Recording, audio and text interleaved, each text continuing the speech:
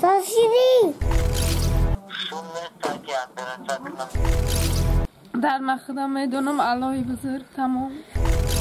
همین همسرش دولتی ساگو میرفت ما در دایره میپرد اگر همون راستی نزدیک می بود که پرواز کرده میرفتم و کی میاو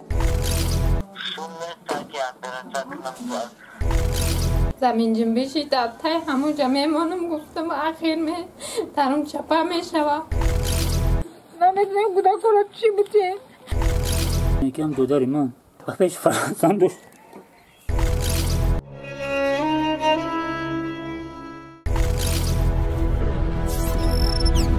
در این خانه لویین که به نظر بام و فرش ندارد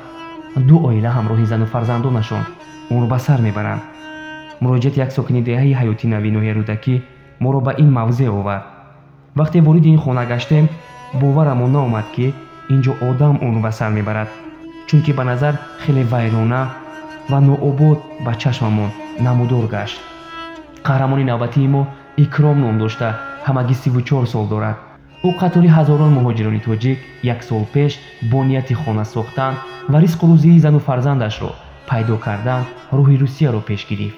ولی مدت پس درد جانکاهی در پایهایش پیدا شده اکرام را از راه گشتن محروم ساختند. این مهاجر تاجیک نیت داشت پول کار کرده به وطن برمیگردد و خانه و در زمانوی ساخته زن و بچه‌اش را از دربدری و از خانه مردم جمع می‌سازد. اما تقدیر نامرد آرزوهای دل این مهاجر بچه تاجیک را در یک لحظه برباد داد و اکرام را سخت ناامید کرد. اکرام حالا در شهر نیژنی نوگورود روسیه در یک فابریکه مرغ پروری روی جایگاه بیماری خوابیده است. دکتران فوراً جراحی نمودن زخم پایش را امر کردند، ولی این مهاجر بچه تاجیک در ملکی بیگانه به یک تنگه زار است و دستنگری اطرافیان شده مانده است، زیرا پول ندارد تو جراحیش را برطرف نموده دوباره به پای خیزد. من دولت نیسا شوهرم را روسیه روان کردم. 1 سال شد. من خواستم که همینجا رفت که من بنیت خانکنی میرم. خیر رفته در اوجا کسل شده دیگه اگان کار کرده نمیتونم. بچه حاله نه همه چیزمونا بینه نه فرزندم گریجه های نمیتونه ایروی به پلیره که همیره تبابت کنه. روز تا روز بعد شده سال پدرش که بانیت کار کنی رفته این اوز که نمیتونه دیگه کار کرده. میخوام که چی خیلی یاردم تی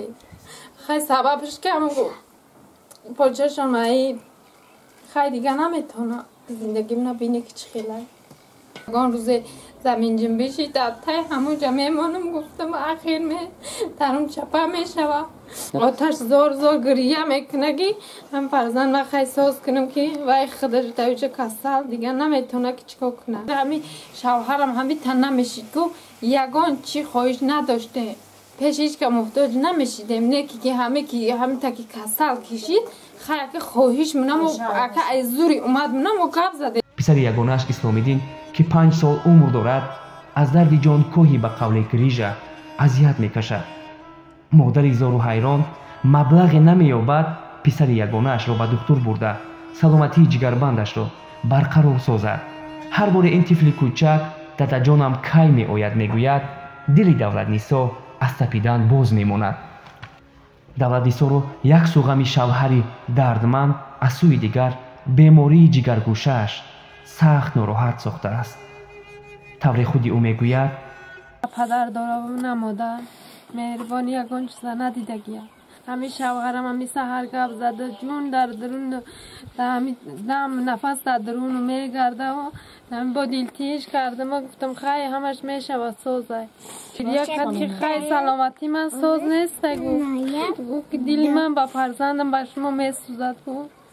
خیلی گفتم خداوندی بزرگ خیلی تن تساعد کنه و ساق سلامت از رفته بیاد. بعد یکی شوهرم تلفن کش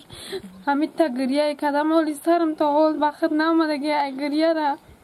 در مخدم میدونم الله بزرگ تمام پروردگار اگه صحتش کنه و ساق سلامت از طور سرم باشه الله بزرگ در نمیجا اومد جون من همین کار کردم اگر نه چند بارش که میگم خدا میرم میکشم همین دنیا سر شدم با فرزندم شوهرم پیش روم اومد که خیلی خداوندی بزرگ همین زنه گردوندم که نره نکش گفت تا یاش چی روزی دنیا را دیدی گفتم ای جانم سر شده وقتی که شوهری من گفت که تنی من با دردای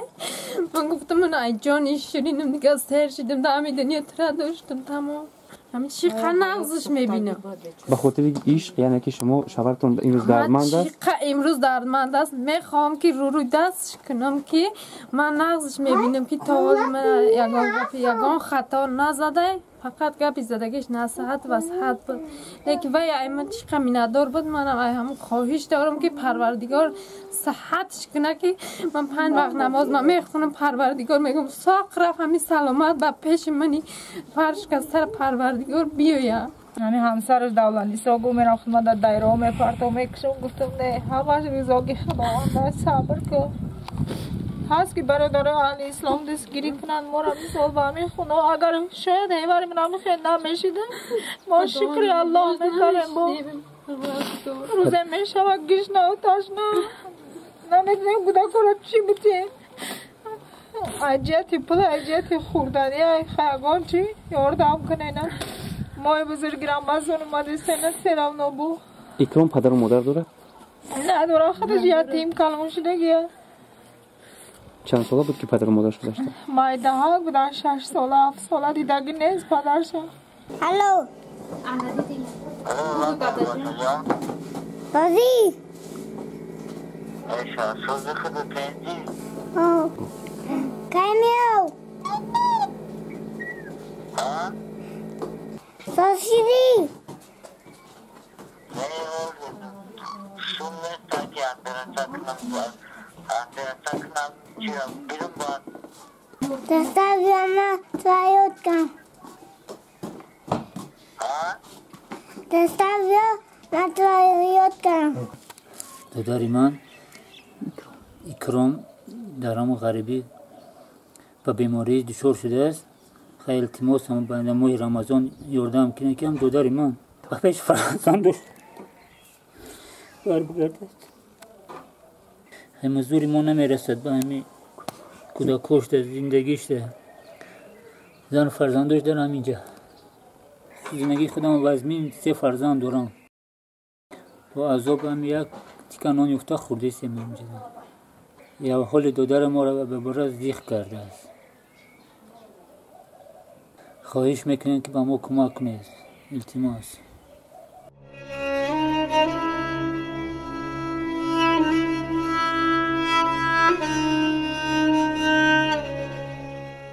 اگر همون رسیه نزدیک می بود که پرواز کردم میرفتم و از غمی همین دنیا رو نمیدیدم میرفتم دارم پیشش 1000 بار میگم که همین قریب می بودی پرواز کردم میرفتم نکی خیلی چکار کنم که قریب نیستم که بدیلم هسته که برم نکی نمیتونم رفتم من با اون خاطر شوهرم پروردگار خواهش دارم که قدمه که همین شوهری مرا امروز دستگیری مینه من میندارم پروردگار خداوند ای قضیاتر بته و همین شوهری منه پروردگار خدای خداوند ساخ رفته و سلامت پروردگار با نزدی من بگردانه بیارش هم خونه خیستان بدنم که یک کار کنم سوی خونه و دارشم من خونه خدمم جیرم به همه شهر نو گردم و سفر بکده کار میکنم شد داکنه تمام شده من پوچه چپنده که یک گوشتی زیده شده برامده امرو آپریسا یک 20 روز خوب 15 روز آخری شده خوب ندونم بتونم ای بانسا همی شون کلون دار کرده که یک چکنه آپریسا کنه امرو بگیرم و که راگاشن نمیتونم کار کردن نمیتونم اگر امکانیت بچه بچه‌ها موجود یا چکنه وردم کنه نامی را